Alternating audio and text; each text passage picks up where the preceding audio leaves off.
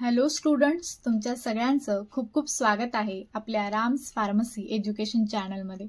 आज आपण घेऊन आलो आहोत बायोकेमिस्ट्रीचं unit 5 that is enzymes chapter. ज्याच्या फर्स्ट पार्टमध्ये आपण चॅप्टरचं इंट्रोडक्शन, त्याच्यामध्येच आपण एन्झाइम म्हणजे काय, त्याचं केमिकल नेचर कसं असतं, त्याचे प्रॉपर्टीज काय काय आहेत, त्यांचं नॉमेनक्लेचर कसं केलं जातं and classification and enzyme kinetics जे आहे ते आपण ह्या पार्टमध्ये डिटेलमध्ये कव्हर करणार आहोत। तर तुम्हाला हा व्हिडिओ आवडला तर नक्की व्हिडिओला लाईक करा, चॅनलला सबस्क्राईब करा आणि आपल्या चॅनलसोबत जोडून राहा। तर आता व्हिडिओला सुरुवात करूयात। सगळ्यात पहिल्यांदा आपण बघणार आहोत चॅप्टरचं इंट्रोडक्शन। त्याच्यामध्ये आपण एन्झाइम्स म्हणजे काय ते आपण बघणार आहोत। तर एन्झाइम्स जे आहे ते बेसिकली एक बायो कॅटॅलिस्ट असतात, that means the catalyst of life. जे काय करतात, आपल्या बॉडीमध्ये ज्या काही रिॲक्शन होत असतात त्यांना बूस्ट करण्याचं किंवा इंड्यूस करण्याचं काम जे आहे ते करत असतात। आता कॅटॅलिस्ट म्हणजे काय, तर असा एक सबस्टन्स जो काय करतो, त्या particular rate of a chemical reaction जी आहे त्याची वेलोसिटी जी आहे त्या रिॲक्शनची ती काय करतो, इन्क्रीज करण्याचं काम करतो and by without itself undergoing any change. आणि याच्यामध्ये काय होतं, तो जो कॅटॅलिस्ट आहे तो त्याच्या स्वतःमध्ये काही चेंज होत नाही इन द ओव्हरऑल प्रोसेसमध्ये, तो फक्त रिॲक्शनला बूस्ट करण्याचं किंवा त्याची वेलोसिटी जी आहे ती इन्क्रीज करण्याचं काम करतो। आता एन्झाइम्स म्हणजे काय, तर these are the bio catalyst जे आपल्या बॉडीमध्ये असतात आणि ते आपल्या बॉडीमधल्या ज्या केमिकल रिॲक्शन आहे त्यांना त्यांची वेलोसिटी जी आहे ती इन्क्रीज करण्याचं काम करतं। And these are synthesized by living cells, they are protein in nature. आणि मेनली एन्झाइम्स जे आहे ते प्रोटीनेशियस असतात इन नेचरमध्ये। त्याचं एक एक्सेप्शन आहे, that is RNA acting as ribozyme. RNA जो आहे तो जेव्हा एन्झाइम म्हणून काम करतो that is known as ribozyme, तो काय याचा एक्सेप्शन, तो प्रोटीनपासून बनलेला नसतो। एन्झाइम्स जे आहे मेनली कोलॉइडल असतात अँड थर्मोलबाईल असतात इन कॅरेक्टरमध्ये, आणि त्यांची ॲक्शन जी आहे ती पर्टिक्युलर रिॲक्शनमध्ये स्पेसिफिक आहे। म्हणजे ते एकतर ती रिॲक्शन जी आहे ती इंड्यूस करण्याचं काम करेल किंवा एकतर मग ती रिॲक्शन जी आहे ती तिची व्हॅलोसिटी डिक्रीज करण्याचं काम करेल। तर त्या रिॲक्शननुसार त्याची ॲक्शन जी आहे ती स्पेसिफिक असते, ठीक आहे। आता या एन्झाइम्सचं केमिकल नेचर काय असतं मेनली आणि प्रॉपर्टीज काय आहेत ते आपण बघणार आहोत। तर सगळ्यात पहिल्यांदा एन्झाइम्स जे आहे ते इनव्हेरिएबली प्रोटीन्स असतात, these are made up of proteins. आणि इच एन्झाइम जे आहे त्याचं एक स्वतःचं ओन टर्चरी स्ट्रक्चर आहे। तर आपण हे ऑलरेडी बायोमॉलिक्युल्सच्या चॅप्टरमध्ये कव्हर केलं होतं की जेव्हा एखादं प्रोटीन त्याच्या फंक्शनल ॲक्टिव्हिटीमध्ये कधी शो करतो, जेव्हा तो टर्चरी स्ट्रक्चरमध्ये एक्झिस्ट करतो तेव्हा त्याची फंक्शनल ॲक्टिव्हिटी जी आहे ती प्रमोट होते। तर एन्झाइम जेव्हा ॲक्टिव्ह असतो तेव्हा तो स्वतःच्या काय असतो, टर्चरी स्ट्रक्चरमध्ये प्रेझेंट असतो आणि त्याचं एक स्पेसिफिक कन्फॉर्मेशन असतं which is very essential for its catalytic activity, जी त्याच्या ॲक्टिव्हिटीसाठी काय necessary. The functional unit of the enzyme, आणि त्याचं जे फंक्शनल युनिट आहे त्यालाच काय म्हटलं जातं, holoenzyme which is often made up of apoenzyme. आणि ते ॲपो एन्झाइम पासून बनलेलं असतं which is the protein part. आणि दुसरा जो पार्ट आहे that is coenzyme, it is a non protein organic part. तो होलो एन्झाइम जे आहे हे कोणाचं नाव आहे, ॲक्टिव्ह एन्झाइमचं, जो वर्किंगमध्ये असतो, त्याचं फंक्शन जेव्हा परफॉर्म करतो। आणि होलो एन्झाइम जो आहे तो बनलेला असतो ॲपो एन्झाइमने and co enzyme means protein part and non protein part मिळून जो आहे तो काय बनतो आपला active enzyme, that is holo enzyme, ठीक आहे। हा फॉर्म्युला लक्षात ठेवायचा आहे। आता इथे काय म्हटलंय, द टर्म प्रॉस्थेटिक ग्रुप जो आहे हे कधी यूज केलं जातं, जेव्हा एखादी नॉन प्रोटीन मोएटी जी आहे ती टाईटली किंवा कोव्हॅलेंटली जेव्हा ॲपो एन्झाइमला बाइंड होते त्याला काय म्हटलं जातं, प्रॉस्थेटिक ग्रुप। आणि को एन्झाइम जो आहे can be separated by dialysis from the enzyme while the prosthetic group cannot be. आता आपण या को एन्झाइम जेव्हा ॲपो एन्झाइमला बाइंड होतो, ठीक आहे, तो आपण डायलिसिस थ्रू काय करू शकतो, त्या दोघांना पुन्हा सेपरेट करू शकतो। पण जेव्हा प्रॉस्थेटिक ग्रुप फॉर्म होतो म्हणजे ते एकमेकांना कोव्हॅलेंटली बाइंड होतात, म्हणजे एकदम टाईटली जेव्हा त्यांची बॉन्डिंग होते तेव्हा आपण त्याला डायलिसिसने पण सेपरेट करू शकत नाही। हे लक्षात ठेवायचं डिफरन्स बिटवीन द प्रॉस्थेटिक ग्रुपमध्ये, ओके। आता मोनोमेरिक एन्झाइम जो आहे हे कधी यूज केलं जातं, जेव्हा ती सिंगल पॉलीपेप्टाइड पासून जेव्हा एन्झाइम बनलेला आहे तर त्याला काय म्हटलं जातं, मोनोमेरिक एन्झाइम। याचं एक्झाम्पल काय, दॅट इज रायबोन्यूक्लियस अँड ट्रिप्सिन। हे एक्झाम्पल जे आहे ते आपल्याला लक्षात ठेवायचे. आता सम ऑफ द एन्झाईम्स जे आहेत आपल्या बॉडीमध्ये त्यांच्यामध्ये एकापेक्षा जास्त पॉलीपेप्टाइड चेन पण असतात. त्यांना काय म्हटलं जातं? Oligomeric enzymes. तर हे 2 टाईप झाले according to that polypeptide chain. ठीक आहे, किती प्रेझेंट आहे त्यांच्यामध्ये. एक असेल तर मोनोमेरिक एन्झाईम आणि जास्त असेल तर ऑलिगोमेरिक एन्झाईम्स. आणि त्याचे एक्झाम्पल, आता ऑलिगोमेरिक एन्झाईमचे एक्झाम्पल काय आहे? दॅट इज लॅक्टेट डिहायड्रोजिनेज, ॲस्पर्टेट ट्रान्स कार्बामॉयलेज, ठीक आहे, एटसेट्रा. तर आता हे जे सर्टन मल्टी एन्झाईमचे जे कॉम्प्लेक्सेस आहेत पजेसिंग, त्यांच्यामध्ये काय असते? एक स्पेसिफिक साईट प्रेझेंट असते. Okay, to catalyze the different reactions in a सिक्वेन्समध्ये. आता जो ओनली नेटिव्ह इंटॅक्ट हा मल्टी एन्झाईमचा जो कॉम्प्लेक्स आहे तो फंक्शनली कसा असतो? ॲक्टिव्ह असतो and not the individual units if they are separated. आता इथे म्हणायचा उद्देश काय की जेव्हा एन्झाईम त्याच्या कॉम्प्लेक्समध्ये प्रेझेंट असतो तेव्हा त्याची ॲक्टिव्हिटी जी आहे ती काय असते? फुल असते, म्हणजे तो कम्प्लिटली ॲक्टिव्ह असतो त्याचं फंक्शन शो करायला. पण जेव्हा ती इंडिव्हिज्युअल युनिट्समध्ये ब्रेक होतात, सेपरेट होतात, तेव्हा त्यांची ॲक्टिव्हिटी जी आहे ती शो होत नाही. ठीक आहे, एक्झाम्पल काय? That is pyruvate dehydrogenase, fatty acid synthase, prostaglandin synthase, etcetera. आता हे जे एन्झाईम्स आहेत ते काय करतात? Exhibit all the general properties of proteins. यांच्या सगळ्यांमध्ये प्रोटीनच्याच प्रॉपर्टीज ज्या आहेत त्या प्रेझेंट असतात. कारण एन्झाईम्स जे आहे मोस्ट ऑफ म्हणजे 90% जे एन्झाईम्स आहेत ते सगळे कशापासून बनलेले असतात? प्रोटीन्सपासून. ठीक आहे, ओके.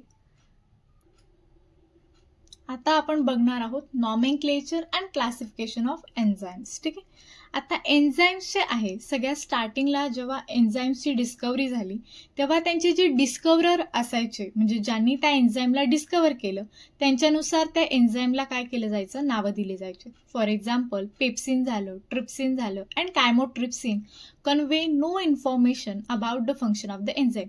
त्यांच्या फंक्शनशी रिलेटेड, त्यांच्या नेचरशी रिलेटेड इथे कसलाही संबंध नसायचा. ज्या डिस्कवररने त्याला डिस्कवर केलं त्याचंच नाव काय दिलं जायचं त्या एन्झाईमला आणि त्याच्यासोबत त्याला सफिक्स पण दिलं जायचं. एजला was added to the substrate for naming the enzymes. Example जसं लायपेज झालं which acts on lipids, nuclease झालं ऑन न्यूक्लिक ॲसिड्स, लॅक्टेज झालं ऑन लॅक्टोज. तर दीज आर नोन ॲज, ही जे नावं होती त्यांची त्यांना काय म्हटलं जायचं? Trivial names of the enzymes which however fail to give complete information of enzyme reaction. आता हे जे ट्रायव्हियल नेम्स आधी दिले गेले त्या एन्झाईमला यांच्यानुसार जेव्हा ते नाव एखादं पर्टिक्युलर कळायचं त्याच्यावरनं त्या एन्झाईमची कॅरेक्टरिस्टिक्स जे आहे त्याची डिटेल इन्फॉर्मेशन जी आहे ती मिळत नव्हती. त्याच्यामुळे हे जे नॉमेनक्लेचर जे आहे ते ॲक्सेप्ट झालं नाही. मग त्याच्यानंतर एन्झाईम्सला जे आहे ते पुन्हा 2 ब्रॉड कॅटेगरीजमध्ये जे आहेत ते क्लासिफाय केलं गेलं according to their action. That is intracellular enzymes and extracellular enzymes. आता हे जे इंट्रासेल्युलर एन्झाईम्स होते हे काय करायचे? विदिन सेल्समध्ये काय करायचे? आपली ॲक्शन जे आहे ते शो करायचे वेन दे आर सिंथेसाइज्ड. आणि एक्स्ट्रा सेल्युलर जे एन्झाईम्स होते ते आउटसाइड द सेल काय असायचे? ॲक्टिव्ह असायचे. याच्यामध्ये मोस्टली डायजेस्टिव्ह एन्झाईम्स जे आहेत ते या ग्रुपमध्ये यायचे. आता याच्यानंतर काय झालं नॉमेनक्लेचरमध्ये?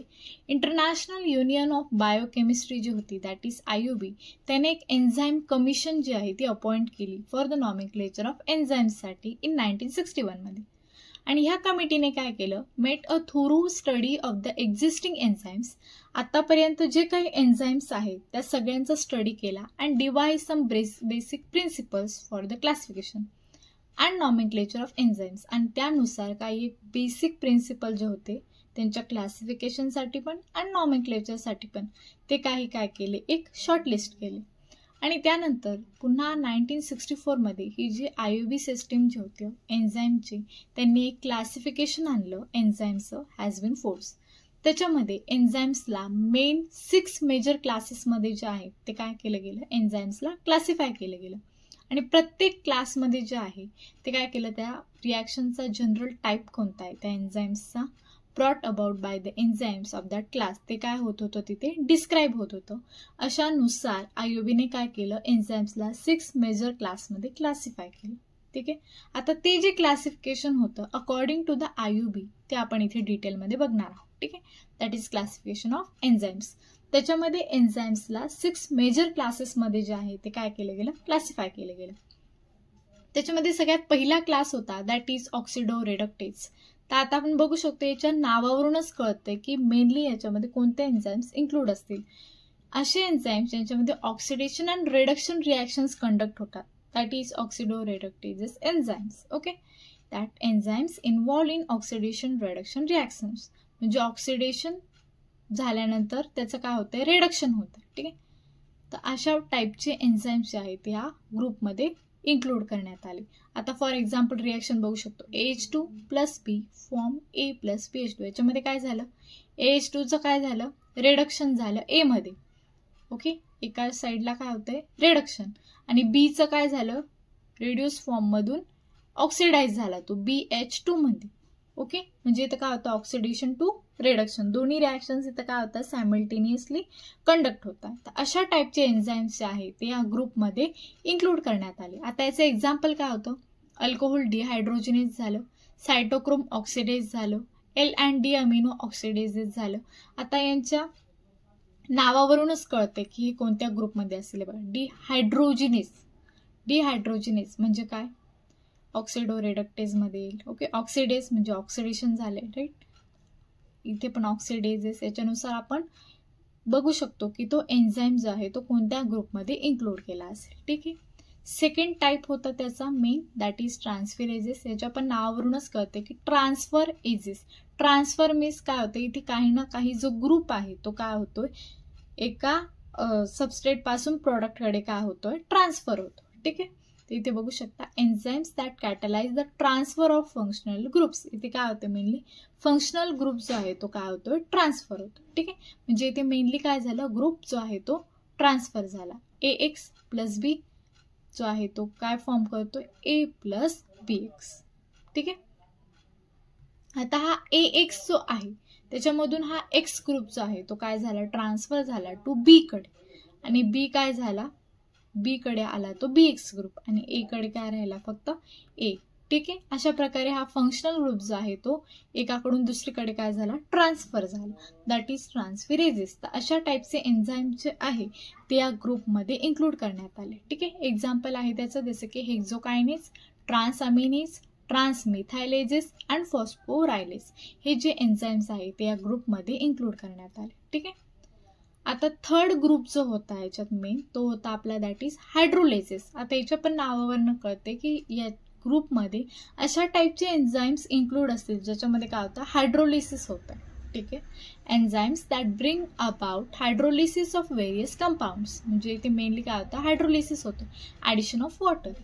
AB ची रिॲक्शन जी आहे ती आपण वॉटर सोबत केली तर इथे काय फॉर्म होणार, AH + BOH. ठीक आहे, म्हणजे इथे काय झालं, वॉटरचं ॲडिशन झालं. एकामध्ये H+ ग्रुप ॲड होणार, एकामध्ये OH- ॲड होणार. ठीक आहे, तर अशा टाईपचे जे एन्झाईम्स आहेत ते या ग्रुपमध्ये काय करतील, इन्क्लूड करण्यात येतील. That is hydrolases. तर आता याचे एक्झाम्पल काय, दॅट इज लायपेज झालं, कोलिन इस्टिरेज झालं, ॲसिड अँड अल्कलाइन फॉस्फाटेज झालं, पेप्सिन झाला, युरिएज झालं. हे सगळे एन्झाईम्स जे आहेत ते या ग्रुपमध्ये इन्क्लूड करण्यात आले. ठीक आहे, आता जो आपला फोर्थ ग्रुप होता दॅट इज लयेज. लयेजेस मीन्स काय होतं, इथं रिमूव्ह होतोय कोणता तरी ग्रुप. ठीक आहे, एलिमिनेट होणार. म्हणजे enzymes which are specialised in the addition or removal of water. ज्यांच्यामधून काय होतं, वॉटरचं रिमूव्हल होतं किंवा अमोनियाचं किंवा कार्बन डायऑक्साईडचं. तर अशा टाईपचे जे एन्झाईम्स आहेत ते या ग्रुपमध्ये इन्क्लूड करण्यात येतील. That is lyases. ओके, म्हणजे ॲडिशन थ्रू काय केलं गेलं, म्हणजे ॲडिशन झाल्यानंतर प्रॉडक्ट फॉर्म होताना तिथून काय होईल, एलिमिनेशन होईल. कोणता तरी ग्रुप जो आहे याच्यातून आयदर वॉटर, अमोनिया और आयदर कार्बन डायऑक्साईड इथून काय होणार, या ग्रुपमधून एलिमिनेट होणार. तर AB + XY ची आपण रिॲक्शन केली त्याच्यामधून काय होणार, B ग्रुप जो आहे तो एलिमिनेट होणार, याच्यामधून Y ग्रुप जो आहे तो एलिमिनेट होणार. ठीक आहे, रिॲक्शन झाली AX ची + BY ची. ठीक आहे, अशा टाईपचं जे आहे एन्झाईम्स जे आहेत ते या ग्रुपमध्ये इन्क्लूड करण्यात येतील. आता याचे एक्झाम्पल काय झाले, दॅट इज अल्डोलेज, फ्युमारेज ॲसेट्रा. ह्या टाईपचे जे एन्झाईम्स आहेत ते या ग्रुपमध्ये इन्क्लूड करण्यात येतील. ठीक आहे, आय होप की तुम्हाला या रिॲक्शनवरून जे आहे ते आयडिया येत असेल की ॲक्च्युअलमध्ये त्या ग्रुपमध्ये कोणत्या टाईपचे एन्झाईम्स जे आहेत ते इन्क्लूड केले असतील. ठीक आहे, आता आपण फिफ्थ ग्रुप बघणार आहोत दॅट इज आयसोमेरेज. त्याच्या नावावरून कळते की आयसोमर्स इन्व्हॉल्व असतात. म्हणजे एन्झाईम्स जे आहे इन्व्हॉल्व इन ऑल द आयसोमेरेजच्या ज्या पण रिॲक्शन्स असतात त्यामध्ये हे आयसोमेरेज ग्रुपचे जे एन्झाईम्स आहेत ते काय असतात, इन्क्लूड असतात. ठीक आहे. तसं आपण बघू शकतो की त्याच्यामध्ये काय होतं, इंटरकन्व्हर्जन होतं त्या पर्टिक्युलर आयसोमर्सचं. म्हणजे एचं ए डॅशच्या आयसोमरमध्ये कन्व्हर्जन होणार आणि ए डॅशचं ए आयसोमरमध्ये काय होतं ते कन्व्हर्जन होतं. ठीक आहे. तर अशा टाईपचे एन्झाईम जे आहेत या ग्रुपमध्ये दॅट इज आयसोमेरेजेसमध्ये काय होणार, इन्क्लूड होणार. आता याचं एक्झाम्पल काय, दॅट इज ट्रायोज फॉस्फेट आयसोमेरेज झालं, रेटिनॉल आयसोमेरेज झालं, फॉस्फोएक्झोज आयसोमेरेज झालं. अशा टाईपचे एन्झाईम जे आहेत या ग्रुपमध्ये इन्क्लूड होते. ठीक आहे. आय होप तुम्हाला इथपर्यंत समजला असेल. आता जो लास्ट एन्झाईमचा जो क्लास आहे दॅट इज लायगेजेस. आता लायगेजेस नावावरूनच कळतंय की इथे जे आहे ती रिॲक्शन सिंथेटिक रिॲक्शनसाठी हा एन्झाईम जो आहे या ग्रुपमधले जे एन्झाईम्स आहेत ते यूज केले जातात.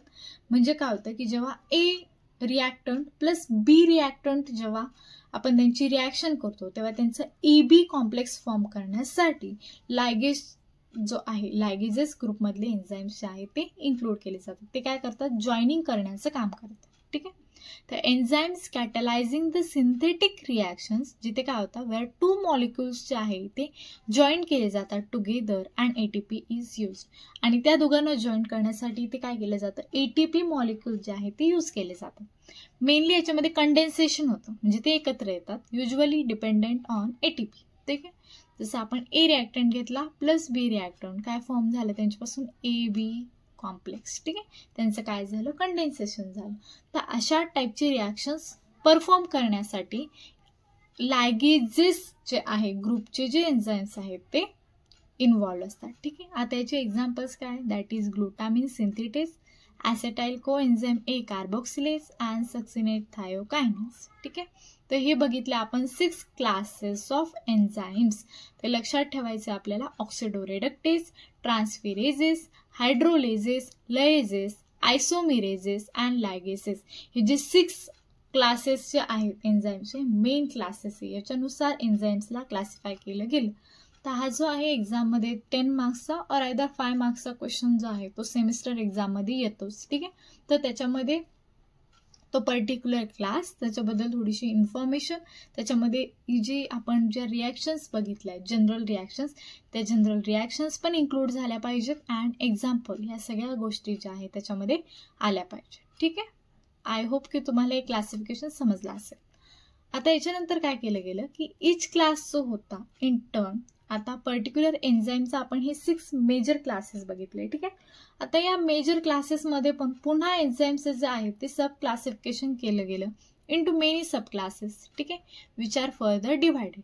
मग त्याच्यानुसार या एन्झाईम कमिशनने काय केलं की पर्टिक्युलर एन्झाईमचं नेमिंग करताना त्याच्यासाठी 4 डिजिटची जी नेमिंग सिस्टीम होती that is 4 digit enzyme commission number त्याच्यासाठी काय केला गेला, असाइन केला गेला की त्याच्यानुसार आपण पर्टिक्युलर एन्झाईमला आयडेंटिफाय करू शकू. ठीक आहे. त्याच्यामध्ये काय झालं, हे जे 4 नंबर होते दॅट इज 1, 2, 3, 4 असा 4 डिजिट नंबर जो आहे त्या पर्टिक्युलर एन्झाईमला दिला गेला. ओके. त्याच्यामध्ये जो पहिला नंबर होता, ओके, पहिला नंबर त्याच्या मेन क्लाससाठी दिला गेला. आता जे आपण 6 मेजर क्लासेस बघितले त्यामधला एक मेजर क्लास असणार. दुसरा जो आहे नंबर तो त्याच्या सब क्लाससाठी दिला गेला. थर्ड नंबर जो आहे त्या सब क्लासच्या पण सब क्लासमध्ये दिला गेला दॅट इज सब क्लास. आणि जो चौथा होता तो त्या इंडिव्हिज्युअल एन्झाईमसाठी दिला गेला की तो पर्टिक्युलर एन्झाईम कोणता आहे. तर यानुसार 4 डिजिट नंबर सिस्टीम जी आहे ती एन्झाईम कमिशनद्वारा दिली गेली. ठीक आहे. त्याच्यानुसार आपण त्या पर्टिक्युलर एन्झाईमला आयडेंटिफाय करू शकू. ठीक आहे. तर each enzyme is given a specific name indicating the substrate, त्याचं कोएन्झाईम कोणतं आहे, त्याचा टाईप कोणता आहे रिॲक्शनचा, कॅटलाइज्ड बाय द एन्झाईम.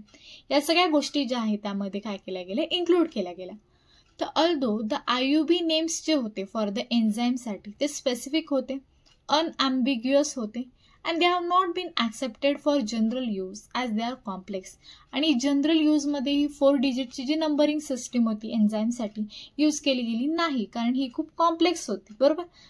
तुम्हीच विचार करा, 4 डिजिट नंबर आहे, त्याच्यामध्ये त्याचा क्लास पण माहीत पाहिजे, त्याचा सब क्लास पण, त्याचा सब क्लास आणि तो इंडिव्हिज्युअल एन्झाईम पण.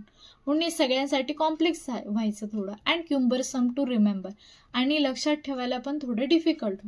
म्हणून ही सिस्टीम पण यूज केली गेली नाही आणि ॲक्सेप्ट पण नाही झाली. देअरफॉर द ट्रायव्हियल नेम्स जे होते along with the enzyme commission numbers as and when needed are commonly used and widely accepted. म्हणून त्या एन्झाईम्सचे जे ट्रायव्हियल नेम्स जे होते जे आधी आपण बघितले ते इथे काय केले गेले, कॉमनली यूज व्हायला लागले अँड वाईडली ॲक्सेप्टेड झाले. ठीक आहे, हे आपण बघितलं एन्झाईमच्या nomenclature and classification related things. ठीक आहे, आय होप की तुम्हाला हे क्लासिफिकेशन जे आहे एन्झाईमचं ते समजलं असेल आणि त्याचं नॉमेनक्लेचर कसं केलं गेलं, कोणत्या गोष्टींच्या नुसार केलं गेलं ते पण लक्षात आलं असेल. ठीक आहे, हा नॉमेनक्लेचर अँड क्लासिफिकेशनचा एक कंबाईंड क्वेश्चन पण सेमिस्टर एक्झाममध्ये येतो फॉर दी 10 मार्क्स. ठीक आहे, आता आपण नेक्स्ट टॉपिक बघणार आहोत that is enzyme kinetics. What is enzyme kinetics? ठीक आहे, कायनेटिक्स मीन्स मुवमेंट. आता एन्झाईमची ॲक्च्युअल मुवमेंट कशी होते ते आपण बघणार आहोत. एन्झाईम जो आहे अँड सबस्ट्रेट जेव्हा कंबाईन होतात to form an unstable enzyme substrate complex for the formation of product. Right, प्रोडक्टच्या फॉर्मेशनसाठी एन्झाईम आणि सबस्ट्रेट एकत्र येतात. मग त्यांच्यानंतर त्यांचा काय म्हणतो, एक इंटरमिडिएट बनतो that is enzyme substrate complex. त्यानंतर एन्झाईम प्लस प्रोडक्ट जो आहे तो आपल्या रिॲक्शनमध्ये काय होतो, फॉर्म होतो. त्याच्यासाठी आपल्याला इथे व्हेरियस वेलॉसिटीचे जे कॉन्स्टंट्स आहेत ते वेलॉसिटी इन्क्रीज करण्यासाठी ते काय होतात, यूज होतात. ते इथे इंडिकेट केलं आहे बघा, K1, K2 अँड K3 हे 3 वेलॉसिटीचे जे कॉन्स्टंट आहे फॉर द रिस्पेक्टिव्ह रिॲक्शन ते इथे काय झालेत, इन्व्हॉल्व झाले. ठीक आहे, आता ह्यांचा यूज काय ते आपण बघणार आहे. तर Km म्हणजे काय, तर K मीन्स हा एक कॉन्स्टंट आहे and M means that is Michaelis Menten constant is given by the formula. आता हा Km काढण्यासाठी हे वेलॉसिटी कॉन्स्टंट जे आहे ते यूज केले गेले जे आपण वरती रिॲक्शनमध्ये पाहिले होते. राईट, त्याच्यामध्ये त्याचा फॉर्म्युला काय की K2 plus K3 upon K1. या फॉर्म्युलाने आपण काय करू शकतो, केमची जी व्हॅल्यू आहे ती आपण काय करू शकतो, काढू शकतो. ठीक आहे, दॅट इज मायकेलिस मेंटेन कॉन्स्टंटची. त्याच्यासाठी फॉलोइंग इक्वेशन जे आहे ते काय केलं गेलं, यूज केलं गेलं आफ्टर सुटेबल अल्जेब्रिक मॅनिप्युलेशन. आता व्ही जो आहे ही काय झाली, आपली velocity is equals to maximum velocity into substrate concentration upon Km plus substrate concentration. ठीक आहे, ज्याच्यामध्ये व्ही जो आहे तो काय, measured velocity, V max means maximum velocity किती असणार, एस मीन्स सबस्ट्रेटचं कॉन्सन्ट्रेशन किती त्याच्यामध्ये, अँड Km म्हणजे मायकेलिस मेंटेनचा कॉन्स्टंट. ठीक आहे, त्याच्यानुसार आपण व्ही जे आहे त्या रिॲक्शनमध्ये किती वेलॉसिटी यूज झाली ते आपण बघू शकतो. याच्यामध्ये किती वेलॉसिटी जी आहे या कॉम्प्लेक्स फॉर्म करण्यासाठी आणि सायमल्टेनियसली प्रोडक्ट फॉर्म करण्यासाठी किती यूज झाली ते आपण याच्याने काढू शकतो. ठीक आहे, आता इथे काय केलं गेलं की लेट अस अज्युम दॅट ती जी मेजर्ड वेलॉसिटी होती, राईट, व्ही, त्याला आपण हाफ ऑफ व्ही मॅक्स असं अज्युम केलं. ठीक आहे, व्हीच्या जागी आपण काय पुट केलं, हाफ ऑफ व्ही मॅक्स म्हणजे मॅक्झिमम वेलॉसिटीच्या हाफ अमाऊंट. ठीक आहे, आणि सबस्टिट्यूट केलं त्या इक्वेशनला, half of V max is equals to V max into substrate concentration upon Km plus concentration of substrate. ते इथे काय केलं, मग आपण नंतर त्याला रिअरेंज केलं. आता Km प्लस सबस्ट्रेट कॉन्सन्ट्रेशनला लेफ्ट साईडला आणलं आणि हाफ ऑफ व्ही मॅक्स जो आहे त्याला राईट साईडला आणलं. ठीक आहे, 2 V max into concentration of substrate. ठीक आहे, ते झाल्यानंतर आपलं जे इक्वेशन आहे ते असं रिअरेंज झालं. त्याच्यानंतर काय केलं, हा व्ही मॅक्स काय झाला, कॅन्सल झाला. राईट, तर काय आलं आपलं equation, Km plus concentration of substrate is equals to 2 into concentration of substrate. ठीक आहे, आता हा जो सबस्ट्रेट जो आहे हा पुन्हा इथे मायनसमध्ये जाणार. मग इथे उरला काय, फक्त कॉन्सन्ट्रेशन ऑफ सबस्ट्रेट आणि इथे उरला Km. तर दॅट मीन्स आपली Kmची जी व्हॅल्यू आहे दॅट इज मायकेलिस मेंटेन कॉन्स्टंटची is equal to the concentration of substrate. त्याच्यानुसार आपण काय केली, त्या Kmची व्हॅल्यू जी आहे ती आयडेंटिफाय केली. ओके, हा जो K होता स्टँड्स फॉर अ कॉन्स्टंट आहे अँड M जो आहे तो काय आहे, मायकेलिस मेंटेन. ठीक आहे, इन Km मध्ये. आता Km म्हणजे काय, हा और the Michaelis Menten constant is defined as the substrate concentration. आता या व्हॅल्यूनुसार आपण Kmला काय करू शकतो, डिफाईन करू शकतो. That is the substrate concentration to produce half of maximum वेलॉसिटीला प्रोड्यूस करण्यासाठी जे सबस्ट्रेटचं कॉन्सन्ट्रेशन लागतंय इन द एन्झाईम कॅटलाइज रिॲक्शनमध्ये that is Michaelis Menten constant. ठीक आहे, अशा प्रकारे आपण Kmला काय करू शकतो, आता डिफाईन करू शकतो. ओके, आता हे डिफाईन केल्यामुळे काय झालं की इट इंडिकेट्स दॅट की याच्यामुळे काय झालं की हाफ ऑफ एन्झाईमचे जे मॉलिक्युल्स आहे ते जेव्हा सबस्ट्रेटच्या मॉलिक्युल्सला जेव्हा बाउंड होतात तेव्हा सबस्ट्रेटचं कन्सन्ट्रेशन जे आहे ते केम व्हॅल्यूच्या इक्वल असतं. म्हणजे हे आपण काय केलं त्याच्या व्हॅल्यूनुसारच जे आहे ते त्याला काय केलं आपण डिफाईन केलं, राईट. की जेव्हा हाफ ऑफ एन्झाईमचे मॉलिक्यूल सबस्ट्रेटच्या मॉलिक्यूलला बाइंड होतील तेव्हा सबस्ट्रेटचं कन्सन्ट्रेशन हे केम व्हॅल्यूच्या इक्वल असतं. ठीक आहे. आता हा जो केम व्हॅल्यू जी आहे ती कॉन्स्टंट आहे आणि characteristic feature of a given enzyme. त्यानुसार आपण काय करू शकतो केमच्या व्हॅल्यूने आपण सबस्ट्रेटचं कन्सन्ट्रेशन जे आहे काढू शकतो किंवा मग रिॲक्शनमध्ये किती व्हेलॉसिटी यूज होते टू कंप्लीट करण्यासाठी. ठीक आहे. ते पण आपण याच्यानुसार काढू शकतो. It is a representative for measuring the strength of enzyme substrate complex. ठीक आहे.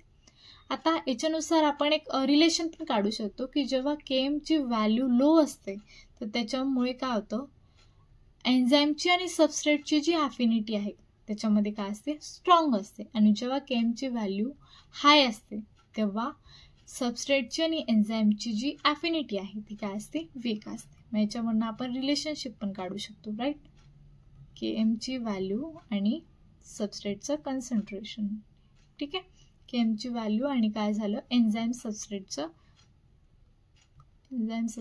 रिलेशनशिप. ओके. केम जास्त असेल तर एन्झाईम सबस्ट्रेटची जी अफिनिटी आहे ती कमी असणार. ठीक आहे. म्हणजे काय एकमेकांपासून इनव्हर्सली प्रोपोर्शनल आहे. ठीक आहे. तर फॉर मेजॉरिटी ऑफ एन्झाईम मध्ये काय होतं केमची जी व्हॅल्यू जी आहे ती 10⁻⁵ to 10⁻² मोल्सच्या रेंजमध्ये असते. And it may however be noted that केम जो आहे तो कॉन्सन्ट्रेशन ऑफ एन्झाईमवर डिपेंड नसतो. ठीक आहे. लक्षात ठेवायचं. तो कशावर डिपेंड झाला concentration of substrate not the enzyme. Okay. हे लक्षात ठेवा.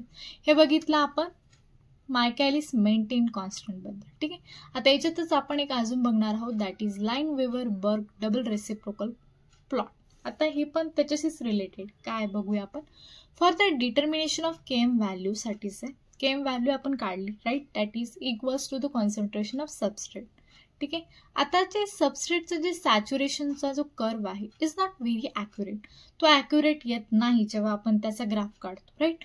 त्याच्यामध्ये व्ही मॅक्स जो आहे इज अप्रॉच असिम्प्टॉटिकली जे प्रॉपरली येत नाही.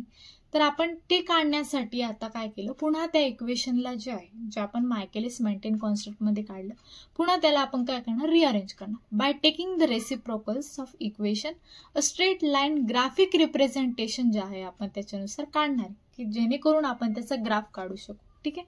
आता आपण काय केलं वरती जे इक्वेशन होतं त्याला फक्त इनव्हर्स केलं त्याचा रेसिप्रोकल केला. ठीक आहे. तो 1/v is equals to Km plus concentration of substrate upon V max into concentration of substrate. ठीक आहे. आता आपण याला रिअरेंज कसं केलं according to the straight line equation that is y is equals to mx plus c नुसार केलं. ठीक आहे. तर आता इथे काय केलं आपण 1/v इज इक्वल्स टू आता हा km जो आहे तो आपण काय केला सेपरेट केला. या दोघांना आपण काय केलं separate came upon V max into 1 upon concentration of substrate plus concentration of substrate upon V max into concentration of substrate. या दोघांना काय केलं आपण सेपरेट केलं. आता इथे काय 1/v इज इक्वल्स टू हा केम अपॉन व्ही मॅक्स तसंच राहील into 1 upon concentration of substrate plus आता हा सबस्ट्रेट इंटू सबस्ट्रेट कॅन्सल झाला. इथे काय होणार concentration of 1 upon V max. त्याला आपलं equation y is equals to mx plus c. Okay. आता the above equation is similar to straight line equation सारखं झालं, right. y is equals to ax plus b. Therefore a plot of the आता आपण straight line नुसार काय करू शकतो त्याचा ग्राफ पण प्लॉट करू शकतो, right. Of the reciprocal of the velocity 1/v with reciprocal of the substrate concentration 1 by concentration of substrate त्याच्याने काय येणार आहे आपलं स्ट्रेट लाईन जे आहे तो ग्राफ. ठीक आहे. आता या ग्राफचा जो स्लोप असणार आहे तो काय असणार आहे came by V max and whose Y intercept is 1/v max. ठीक आहे. हा आपण ग्राफचा प्लॉट जो आहे तो इथे बघू शकतो. That is Lineweaver Burk double reciprocal plot. तिथे काय केलं आपण 1/v विथ 1 कॉन्सन्ट्रेशन ऑफ सबस्ट्रेटला काय केलं, प्लॉट केलं. तर इथे आपण बघू शकतो स्ट्रेट लाईनचा जो ग्राफ आहे तो इथे काय झालाय, ड्रॉप. ठीक आहे, त्याचा स्लोप असणार आहे Km/Vmax आणि इथला जो पॉईंट आहे दॅट इज 1/Vmax. इथे मॅक्झिमम व्हेलॉसिटी जी आहे ती असणार आहे. ठीक आहे, आणि ही जी लाईन जी लेफ्ट साईडला आली दॅट इज निगेटिव्ह मध्ये व्हॅल्यू जाणार 1-1/Km. ठीक आहे, हा जो ग्राफ आहे तो आपल्याला लक्षात ठेवायचा. That is Lineweaver Burk double reciprocal plot. म्हणजे आपण केमच्याच इक्वेशनला काय केलं, रेसिप्रोकल करून त्यांचं रिअरेंजमेंट केलंय in a straight line equation. ठीक आहे, these are about the enzyme kinetics, ज्याच्यामध्ये आपण 2 गोष्टी बघितल्या. Right, that is Michaelis Menten constant, त्याची व्हॅल्यू आपण काढली which is equal to the concentration of substrate. आणि दुसरा जो होता that is Lineweaver Burk double reciprocal plot. तर याचा एक कंबाईंड क्वेश्चन पण येऊ शकतो. Write a note on enzyme kinetics for 10 मार्क्ससाठी किंवा मग 5 मार्क्ससाठी सेपरेटली पण हा क्वेश्चन जो आहे तो विचारू शकता. ठीक आहे, तर आय होप तुम्हाला व्हिडिओ जो आहे तो समजला असेल, हा पार्ट जो आहे एन्झाईम चॅप्टरचा. तरी तुम्हाला या व्हिडिओमध्ये काही अडचण असेल किंवा काही समजलं नसेल तर प्लीज तुम्ही कमेंट बॉक्समध्ये नक्की विचारा. I try my best to solve your queries. Okay, तर या चॅप्टरमध्ये आपण जे आहे चॅप्टरचं इंट्रोडक्शन, व्हॉट इज एन्झाईम्स ते आपण बघितलं. त्याच्यानंतर त्याचं नॉमेनक्लेचर, क्लासिफिकेशन कसं केलं जातं, त्याच्यामध्ये जे मेन क्लासेस होते ते आपण इथे या व्हिडिओमध्ये जे आहे ते कव्हर केलं. त्याच्यानंतर एन्झाईम्सच्या प्रॉपर्टीज काय असतात, कॅरेक्टरिस्टिक्स काय आहेत ते आपण कव्हर केलं. आणि या चॅप्टरचा जो मेन पार्ट आहे दॅट इज एन्झाईम कायनेटिक्स ते आपण ह्या पार्टमध्ये जे आहे ते कव्हर केलं आहे. ठीक आहे, तुम्हाला व्हिडिओमध्ये काही समजलं नसेल तर पुन्हा तुम्ही तो पार्ट जो आहे तो रिपीट बघा. ठीक आहे, तुम्हाला नक्की समजेल. आणि जरी नाही समजलं तर नक्की तुम्ही कमेंट बॉक्समध्ये विचार. ठीक आहे, तर व्हिडिओ आवडला तर नक्की व्हिडिओला लाईक करा, चॅनलला सबस्क्राईब करा आणि आपल्या व्हिडिओसोबत जोडून राहा. ठीक आहे, थँक्यू सो मच गाईज. भेटूयात नेक्स्ट व्हिडिओमध्ये.